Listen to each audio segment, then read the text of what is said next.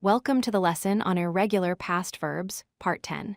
In this lesson, learn about verbs that do not change their form from present to past. These include the verbs put, cut, and cost. Each of these verbs keeps the same spelling and pronunciation in both tenses.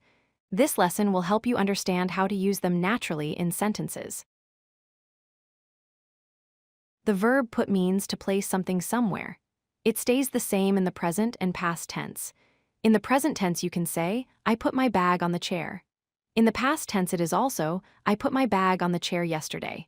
So the word does not change at all, only the time of the sentence does. Here are some examples with the verb put. In the present tense, you can say, I put my phone on the table. In the past tense, you can say, yesterday I put my phone on the table. Both sentences use the same word put. This shows that the verb does not change its form between tenses. The next verb is cut. The word cut means to divide or separate something using a knife or other sharp object. Just like the verb put, cut does not change in the past tense. You can say, I cut vegetables every day, and it is still cut when talking about the past, as in, I cut vegetables yesterday. Let's look at a few examples using the verb cut.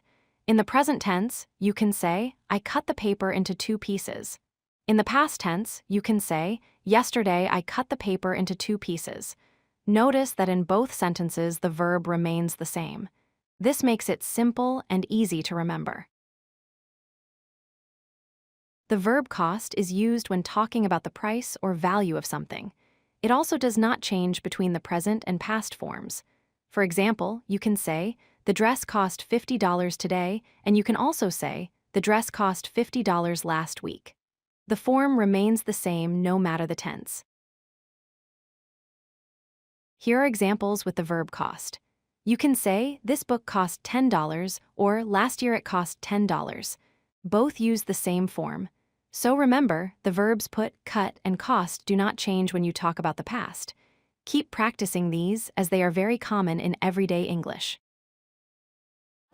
If you like this video, hit that like button and don't forget to subscribe. Visit codelucky.com for more such useful content.